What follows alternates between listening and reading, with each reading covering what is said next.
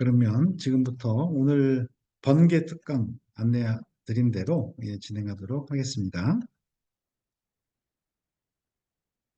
자, 케어 플랜은 전체가 교재라고 말씀드렸죠.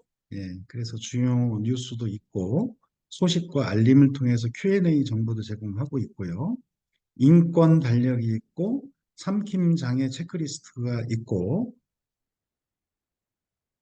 그리고 시설장애 101가지 지혜. 오늘 요게 교재입니다. 시설장애 101가지 지혜. 자, 요 시설장애 101가지 지혜를 보시면 말 그대로 101가지 감독 방법 내지는 주의 방법 내지는 교육과 관련된 컨텐츠가 들어있어요.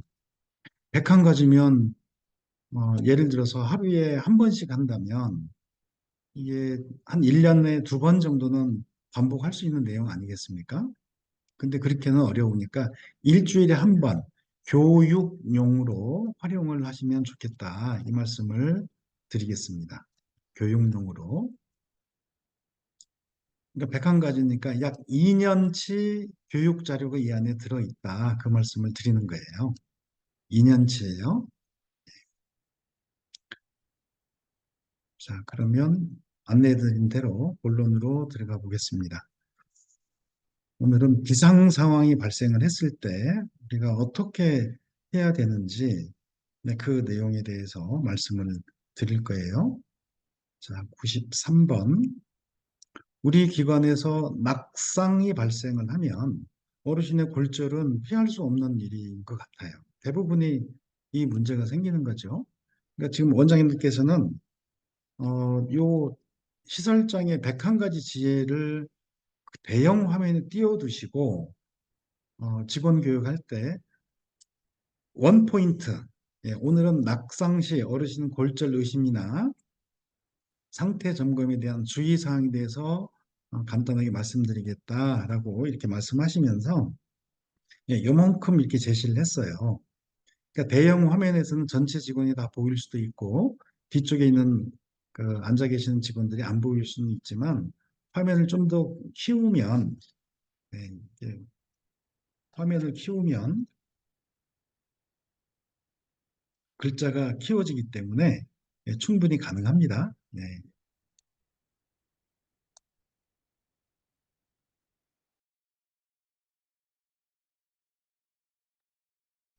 자, 그러면 낙상부터 몇 가지를 오늘 말씀드리도록 하겠습니다.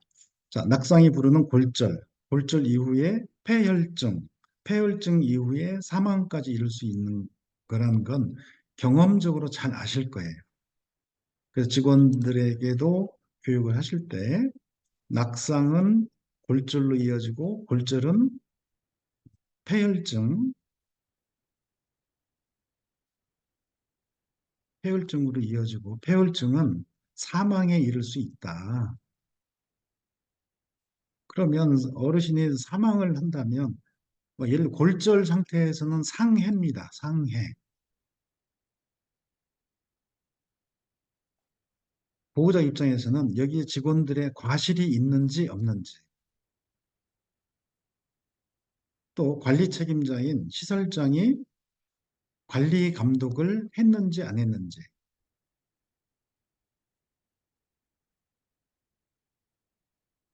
그래서 직원 한 사람만 경찰에 고발을 할 수도 있고요.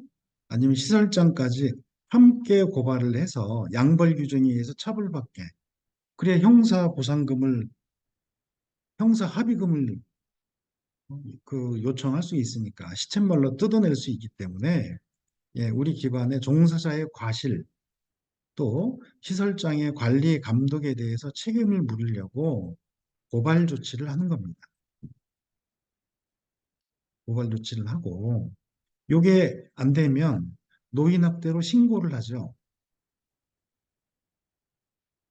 자, 신고를 하게 되면 그 다음에 노인보호 전문기관이 와서 하는 일은 관계자들 면담하고 관련 CCTV를 확인합니다. 근데 이 CCTV가 가장 강력한 증거가 되는 거죠. CCTV가 가장 강력한 증거가 돼서 향후 고발을 하게 되면 경찰에서도 요 CCTV를 가져가서 분석하고요. 노인보호 전문기관에서도 요 CCTV를 분석하게 되는 거 아니겠습니까? 근데 이 CCTV는 보는 각도에 따라서 달리 보일 수가 있어요. 굉장히 우리 기관이 억울할 수 있단 말이죠.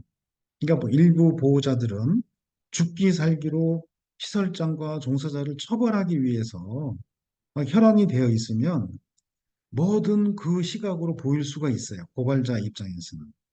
근데 경찰은 어느 한쪽 편을 들을 수가 없으니까 증거 기반으로 분석을 해서 죄 내지는 혐의가 있다 없다를 판단해서 혐의가 있다 하면 기소 의견으로 검찰에 송치를 하는 거고 없다면 불기소 의견으로 검찰에 송치를 해서 검찰이 최종적으로 불기소 처분을 내리는 거죠. 그런데 노인보호 전문기관은 다른 메커니즘입니다. 다른 메커니즘이에요. 무슨 말이냐면 경찰에서 아무리 검찰에서 아무리 그 불기소 처분을 했다 하더라도 노부 입장에서는 기준이 달라요. 고발을 했다면 여기서는 범죄 혐의가 있냐 없냐 요걸 다투게 됩니다. 범죄 여부. 근데 노고에서는 노인학 기준이 다르다 이거죠. 뭐 이것은 주로 형법이나 노인복지법이나 특정 범죄 어, 특가법, 특가법 등을 그 법을 잣대로 판단하는 거고 우리는 노인복지법을 가지고 판단하는 거예요. 노고는. 그래서 중앙노인보호전문기관에서 또 보건복지부에서 만든 지침을 근거로 요 사례는 노인학대 사례로 판정한다. 그러니까 검찰에서 무혐의지만 노보에서는 노인학대로 판정한다 그러면 평가 등급이 떨어지잖아요. 평가 등급이 1단계 하향 조치되는 게 금년부터 시행이 됐단 말입니다. 그래서 우리가 어르신이 낙상을 했을 때 최종적으로 범죄로 이어지거나 또 노보에 의한 노인학대로 판정되고 평가 등급까지 떨어지거나 하는 막 일석삼조, 좋은 뜻의 일석삼조가 아니죠.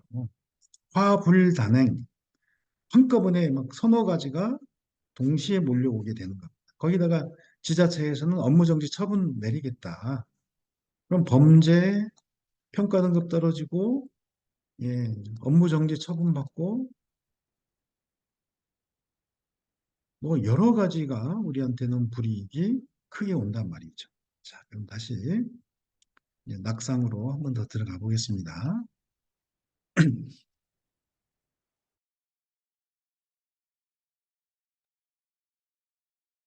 자, 어르신 낙상을 하면 일단은 골절을 의심해야 되는데 어르신들의 스몰 토크가 있어요.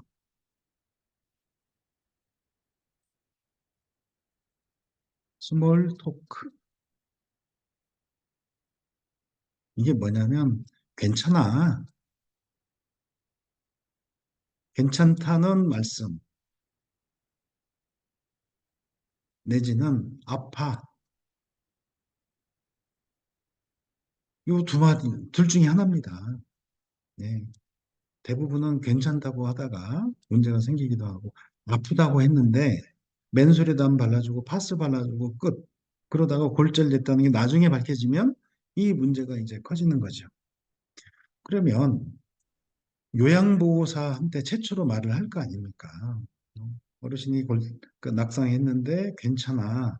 요것도 보고하셔야 되고 또 아파라고 말씀을 하셨다면은 그 역시 간호사한테 보고를 해야 됩니다.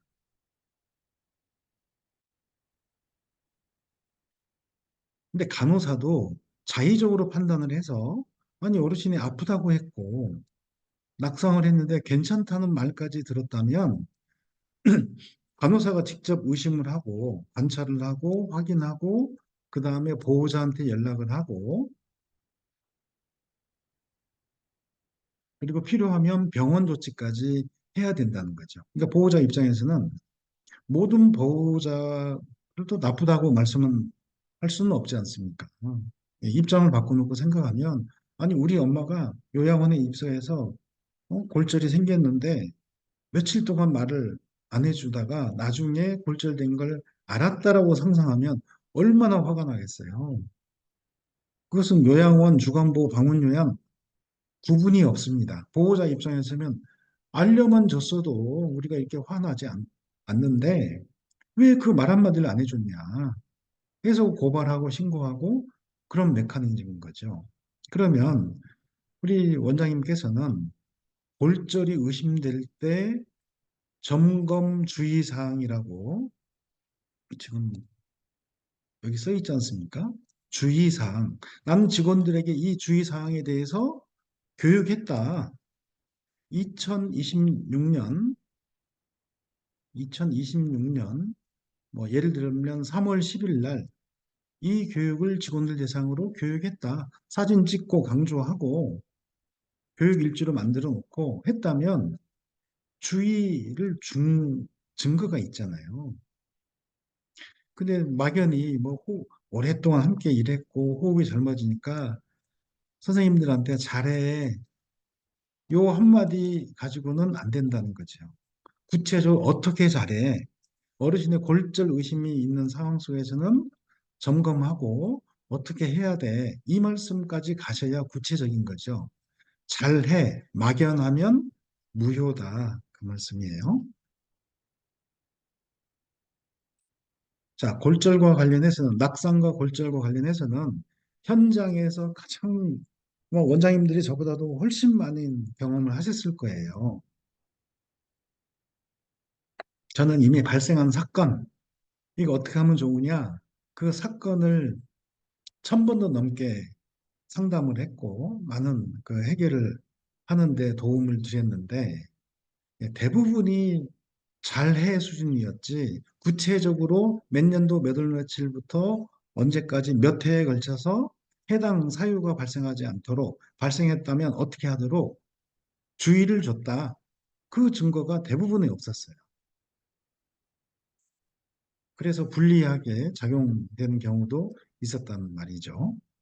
자, 어르신들이 낙상하는 방법은 종류도 수도 없이 많습니다. 스르르 주저앉는 경우도 있고요.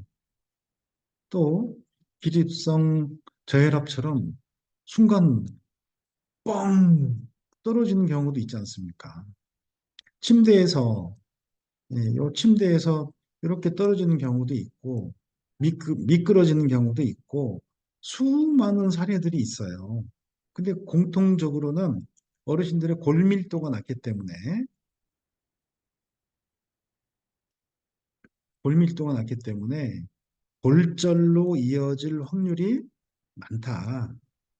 그럼 골절이라는 게 통증이 아주 심하게 저도 뼈가 한번 부러져 봤는데 극심하더라고요, 통증이. 통증도 극심하고 부풀어 오르고 한 2cm 정도는 막 부어 올랐던 것 같아요. 오래전에 뼈가 부러져 봤는데. 예. 그러니까 통증이 있어서 나 아파. 어르신이 아프다는 소리는 본능에서 나오는 소리 아니겠어요? 근데 이성이 가로막는 거죠. 괜찮다고. 미안하니까. 그러니까 그 상황을 딱 눈치채고 아, 골절됐을 가능성이 있다. 가능성을 높게 봐야 된다. 대퇴골골절이 가장 많잖아요.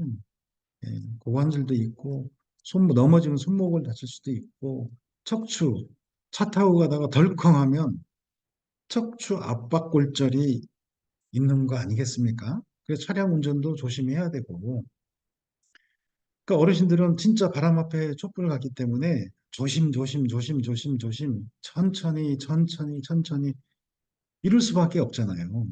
뭐 어르신들 대상으로 빨리빨리 이거 큰일 나는 거지 않습니까? 네.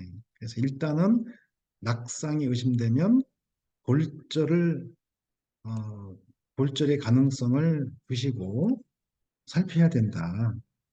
최근에 제가 상담한 기관도 마찬가지예요. 어르신이 아프다고 하는데 맨솔에다만 발라주고 끝이에요. 그러다가 아프다는 통증 호소가 점점점 강해지니까 병원 갔더니 골절. 12시간 넘은 이후에 왔으니까 이건 시설에서 방치했다 하고 병원에서 신고. 이렇게 되더란 말이죠. 자, 그래서 골절의 가능성을 높게 봐야 되고요.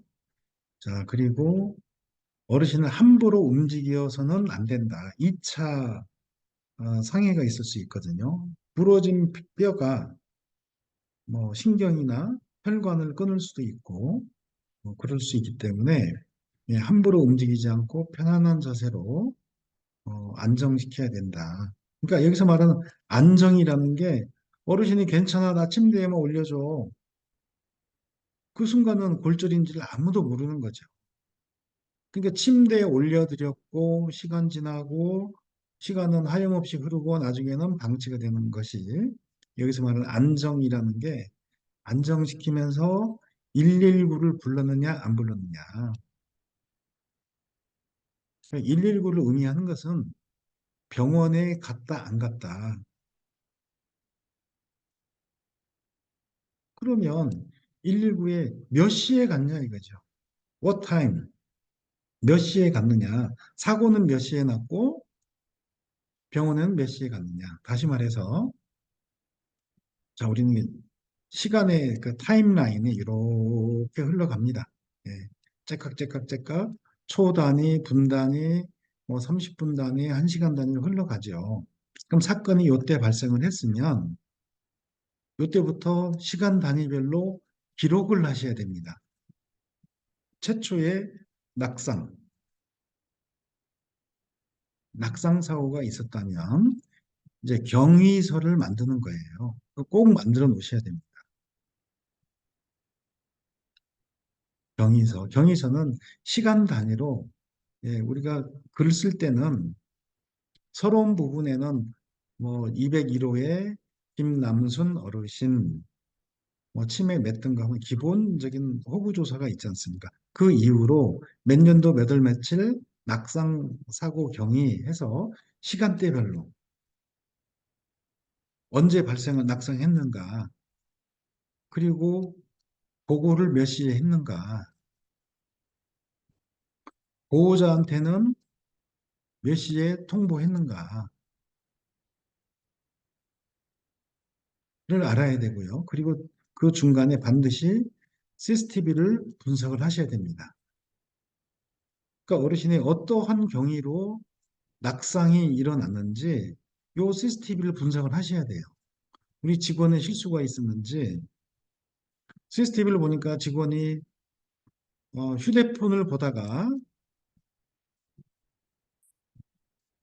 휴대폰을 보면서 낙상한 사실도 모르고 있다든지 아니면 타 어르신 케어를 하느라고 타 어르신 케어를 하느라고 이 어르신의 낙상을 못 볼 수도 있지 않습니까? 또 심야에는 순찰 돈 이후에 낙상을 할 수도 있잖아요. 근데 이 CCTV를 보면 이제 여기서부터가 이슈가 생기는 겁니다. 예를 들어서 직원은 소파에 누워서 잠을 자고 있고 어르신은 배하고 왔다 갔다 하다가 주저앉았고 그 상태로 몇 시간이 지났고 이런 상황이 이제 경찰이나 노부가 하게 되면 당연히 경찰은 주의 의무를 위반했다. 노부는 이거 노인 학대 방치다. 직원이 근무 시간에 근무를 제대로 안 하고 잠자고 어르신 어? 낙상한 사실 자체도 인지하지 못하고 몇 시간이 흘렀으니까 그런 결과로 이어지지 않겠습니까? 그러니까 전체가 우리 요양원 주간보의 경우는 전체가 연결되어 있어서 유기적으로 돌아가야 되고 누군가 잠을 잤다. 예, 요 파트에서 잠자느라고 못 봤다면은 전체 시스템이 깨지는 거죠. 매우 심각한 겁니다. 그러니까 우리가 야간 순찰을 요양원의 경우는 2시간에 한 번씩 해야 된다는 의미가 그런 거죠. 그 직원들 구하기가 힘드니까 직원들이 밤에 야간에 잠을 자더라도 주의도 못 주고 이런 일 반복하면요. 하인리 법칙이 반드시 들어옵니다. 하인리 법칙. 이것은 중대한 사망 사고가 한 건이 발생하면 또 중대 사고가 29건이 발생하고 경미한 사건이 300건 발생한다는 거거든요. 경미한 사건이. 그러니까 이 지표가 경미한 사건을 줄이면 줄일수록 이건 확률적으로 올라가는 겁니다. 확률적으로. 경미한 사건이 발생을 하지 않도록 최선을 다해야 함에도 불구하고 어르신들의 신체 기능이나 인지 기능에 따라서 비례해서 어르신들은 다 경미한 사고로 이어질 수 있기 때문에 이걸 줄이는 건 어찌 보면 물리적으로 쉽지는 않을 수 있습니다. 직원은 추가로 더 투입을 해야 되고 요양보호사 추가배치 가산금도 사라졌고 그런 불리한 속에서 우리는 안전하게 어르신들을 보호하고 시설을 유지해야 되기 때문에 그래서 더더욱 주의와 감독이 강조된다. 그 말씀을 드리는 겁니다. 자, 전체 시스템이 유기적으로 톱니바퀴처럼 물려 있고 이빨이 하나 딱 빠졌다. 음, 맨날 여기서 덜커덕 하겠죠.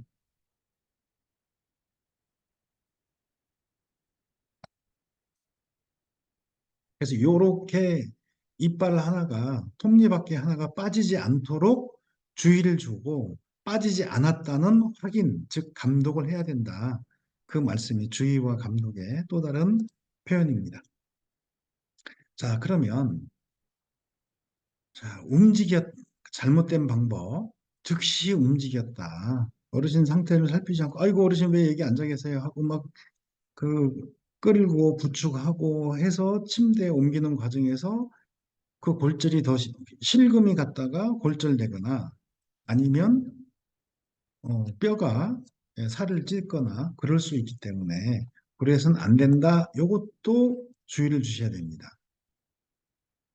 만약에 의사가 골절 이후에 2차 상해가 있다라고 하면 그거 보호자가 엄청나게 이슈를 제기할 겁니다.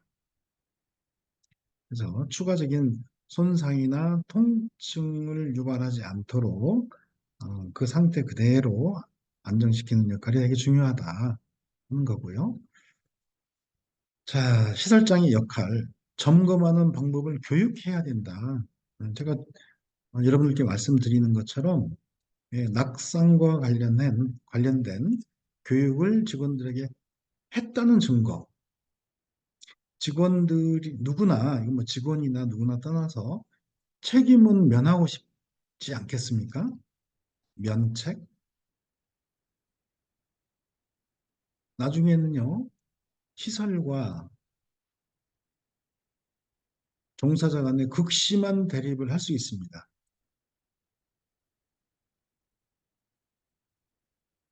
종사자는 시설의 책임을 다 떠밀어야 내가 면책될 것 같고, 시설 입장에서는 아니, 저 개인의 일탈이다. 저 직원이 잘못해서 생긴 일이다 하고 극심하게. 그럼 여기서 끝나지 않아요. 종사자는 뭐 모든 종사자가 그런 건 아닙니다만, 예, 종사자는 이거 말고도 다른 것을 이슈 삼아서 신고할 수 있습니다. 별건으로. 그럼 이 기관이 아주 풍비박산이 나는 거죠. 아주 풍비박산이 날 수 있습니다.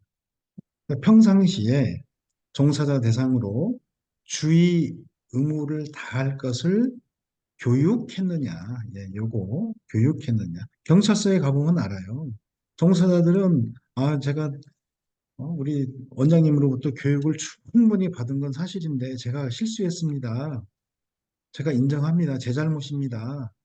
이렇게 답을 할 사람이 과연 몇 명이나 있을까요? 형식적이었다. 하나만 하는 교육을 받았다. 시간 때우기식으로 교육받았다. 이렇게 주장을 할 수도 있단 말이죠.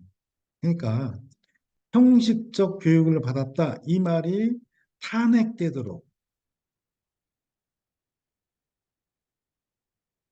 탄핵되도록 증거가 요 형식적이라고 하는 이 주장을 탄핵하는 겁니다. 법정에서는 탄핵이란 말을 많이 써요. 예, 뭐 대통령 탄핵했다, 장관 탄핵했다, 뭐 그런 것도 탄핵이지만은 진실을 가릴 때는 증거로서 상대방의 주장을 탄핵시킨다 하는 겁니다. 그래서 이게 증거 기반의 기관 운영을 하셔야 된다는 말씀이 그거예요. 그래야 내가 면책을 받는 거죠.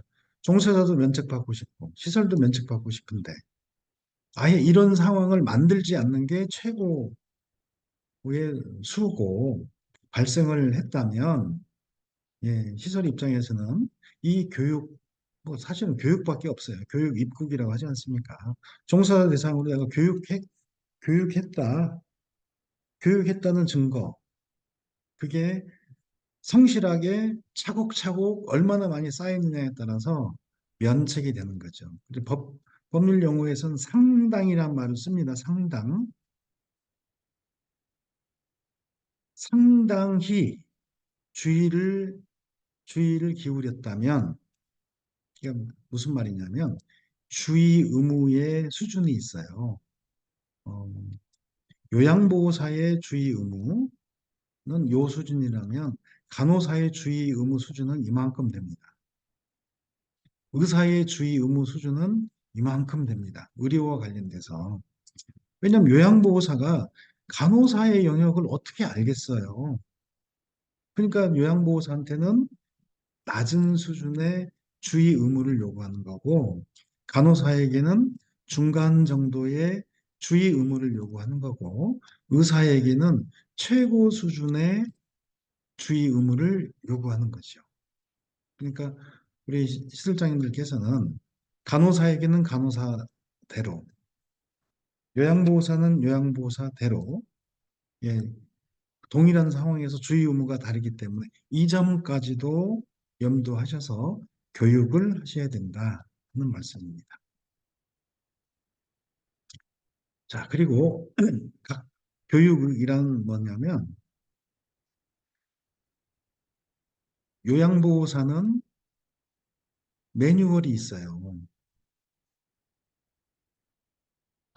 예를 들면 표준 교재, 자, 그리고 시설이나 재가나 어, 또 주야간보호별로 시나리오가 아니고 매뉴얼 책자가 있습니다. 보건복지부에서 나오는 매뉴얼 책자,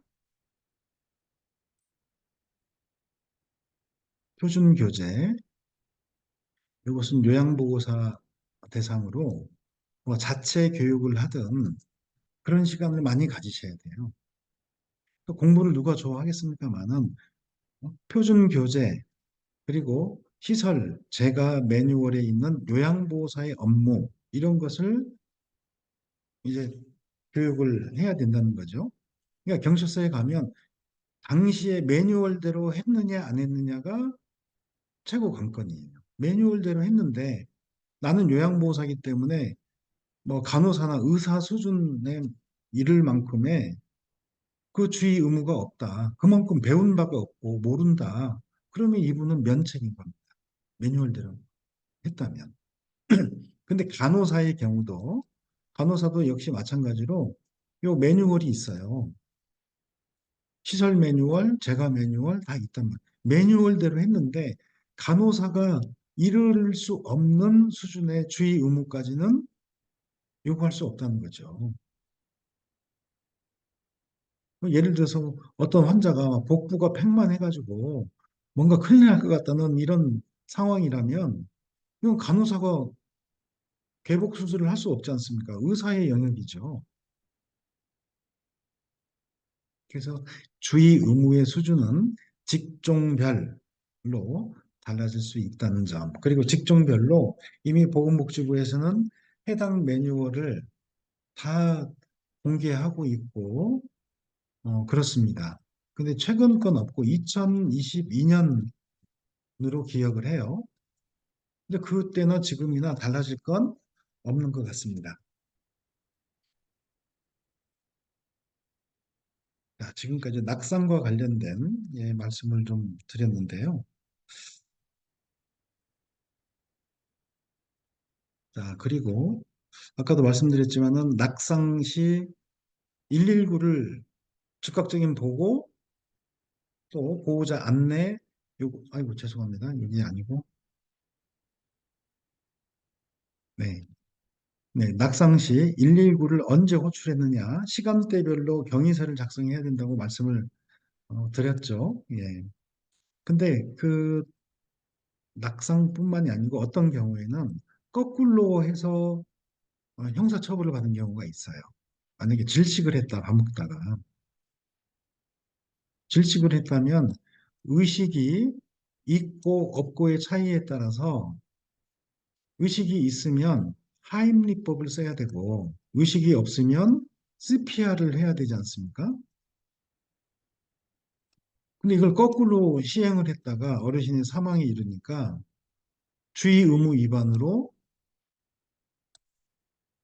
처벌받은 거예요. 시설장도 처벌받고 당사자도 처벌받고 행위자인 요양보호사도 처벌받고 그러니까 이 단순한 것은 평소에 알아놔야 된다는 거죠. 의식이 있으면 하임리법, 의식이 없으면 CPR. 근데 무조건 밥 먹다가 질식했으니까 하임리법을 해야 된다. 요 방법을 쓰다가 골든타임 놓쳐가지고 심장이 뛰지 않아서 돌아가셨다. 그러면 과실이 있다는 거죠.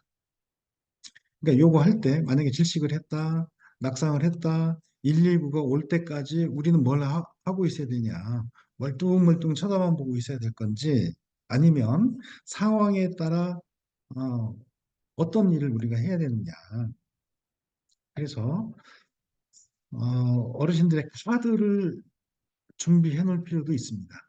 만약에 낙상 위험이 높은 어르신들 카드, 밥 먹다가 질식할 위험성이 있는 어르신의 카드를 딱 기본적으로 준비하고 있다가 119가 출동하면 이 어르신의 나이, 낙상 부위, 현재 상황, 현재 의식 상태, 그리고 이 발생했던 그 환경 등등을 딱 설명을 해가지고 정확하게 의료진들에게 요 정황이 전달이 돼서 예, 초기에 검사하고 물어보고 하는 그 시간을 낭비되지 않도록 예, 그렇게 하셔야 될 것 같다는 말씀을 드립니다. 그러니까 이것을 직원들에게 교육을 하고 요구해야 된다는 거죠. 카드, 비상카드, 비상시 어르신들의 정보 카드가 있는가? 우리 요양원 입구에 만약에 이게 하나 있으면 이 요양원을 방문하는 분들이나 보호자들도 든든할 거예요. 아, 우리 엄마가, 우리 아버지가 비상 상황이 발생을 하면 이 카드를 바로 의료진들 내지는 구급대원들에게 전달을 해서 소중한 1초 1분을 아끼는구나. 그런 취지로 본다면 예, 이 카드 비상시 어르신들의 비상시 대비해서 어르신들의 요 카드를 만들어서 출입구에 비치하는 것도 괜찮겠습니다. 그러니까 물론 어르신들의 개인 정보가 보호되는 범위 안에서 이 카드를 만들어 두시는 게 좋겠다. 기관의 품격이 달라지잖아요. 아, 이 기관은 어떤 상황이든 어르신을 보호하는 그 구체적인 내역이 있구나. 이거 하나만 보더라도 나머지 10개를 알 수가 있는 거죠. 그러니까 이런 형식적으로 또 이 카드를 만드는 게 아니라 실제로 이런 카드를 준비할 정도로 주도 면밀한 시설장이 조리실 환경은 어떻겠습니까? 깨끗하겠죠. 예, 전체가 그럴 겁니다. 그러니까 하나를 보면 열을 난다는 그 포인트 중에 하나가 예, 시설 입구에 비상 대비용 어르신 개별 카드를 이렇게 마련을 해 두시는 것도 좋겠다. 기관의 품격을 올리고 전문성을 높이는 거고, 예, 그럴 것 같습니다. 자, 낙상 사고 시 내부 보고와 보호자 연락, 아까도 말씀드렸는데, 이거 안 돼서 시설장님들이 아주 곤혹을 치릅니다. 예, 제가 들은 이야기도 많은데, 예를 들어 간호조무사가 사망 진단을 한 경우도 있어요. 자기가 봤을 땐 돌아가셨다. 그 다른 사람들이 다 돌아가신 줄 알고 보호자가 와서 어르신 시신을 모셔가도록 이렇게 하는 경우가 있더란 말이죠.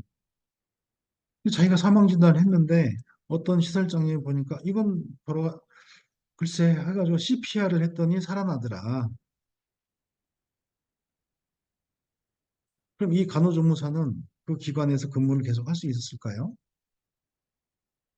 사망 진단은 의사, 치과 의사, 한의사, 이 사람들만 할 수 있는 건데 왜 간호조무사가 사망 진단을 합니까? 그러니까 상황에 대한 판단도 잘 안 됐고 내부 보고도 거짓 보고가 된 것이고 보호자한테도 사망했다고 연락했을 거 아니에요. 근데 결국은 CPR을 했더니 다시 살아났다. 완전 엉망진창인 거죠. 자, 그래서 내부 보고를 하면 이 내부 보고에도 어떤 이슈가 있냐면 요양보호사와 간호팀 간에 갈등 관계가 있을 수 있습니다. 갈등. 요양보호사 선생님들이 연배가 높잖아요. 또 간호사 선생님들 중에는 어, 큰 병원에서 중요한 역할을 하셨던 분도 많기도 하고요. 그러니까 어느 날부턴가는 상하 관계가 형성이 되는 게 뭐 좀 자연스러운 현상처럼 보이기는 합니다. 근데 요양보호사 선생님들 입장에서는 아니 왜 간호사 당신들이 왜 상사야? 이렇게 해서 갈등이 생긴다 이거죠. 아, 네가 내 윗사람이야? 내가 왜 너한테 해야 돼? 이렇게 싸울 수 있다 이거죠. 그래서 의료와 관련된 의료 상황은 그래서 요양보호사는 간호사에게 보고하라는 게 표준 교재에 들어 있어요.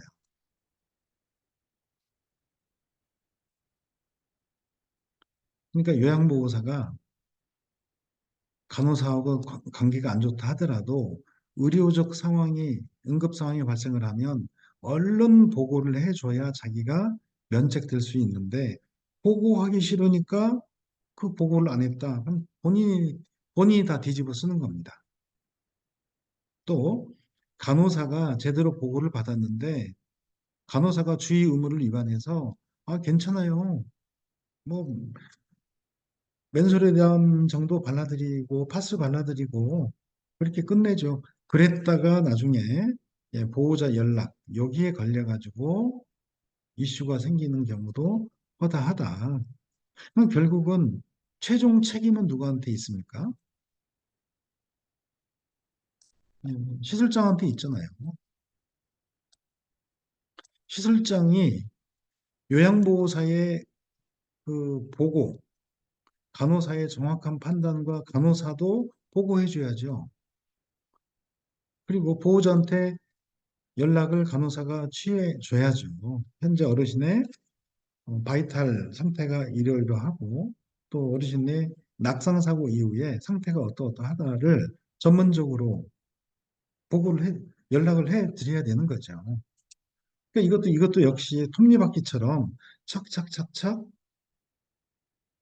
맞물려 돌아가야 되는데 삐끗하게 요 갈등 관계 때문에 그런 그 톱니바퀴가 헛바퀴가 돈다면 우리 시설장님이 짊어져야 될 책임이 어마어마하게 크다 하는 겁니다. 그래서 시설장님도 내가 책임을 면하기 위해서 직원들한테 떠넘기는 게 아니라 책임질 일이 없도록 예, 책임질 일이 없도록 평상시에 종사자들에게 주의를 줬다는 예, 그 증거가 어마어마하게 상당히 쌓여야 된다.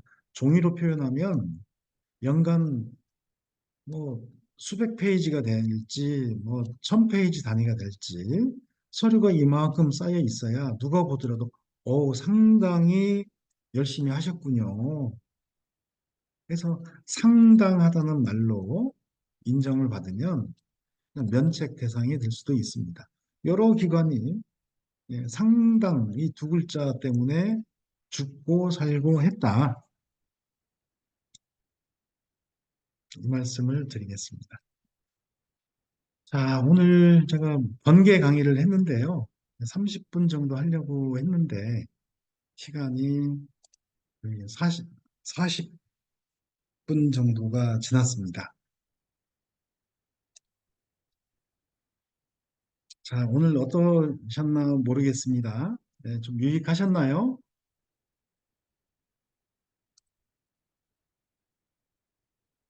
자, 그러면 오늘 강의를 오늘 여기서 마치고요. 그 낙상과 관련된 내용으로 골절 의심, 상태 점검, 그리고 즉시 119 호출, 그리고 내부 보고, 그리고 보호자 연락, 여기까지 이렇게 말씀을 드렸거든요. 다음 시간에는 다른 주제로 이런 강의를 어, 해드리도록 하겠습니다. 귀한 시간 내주시고 들어주신 여러분께 감사드리고요. 네, 재미있게 번개 강의 가끔씩 해 올리겠습니다. 고맙습니다. 건강하십시오.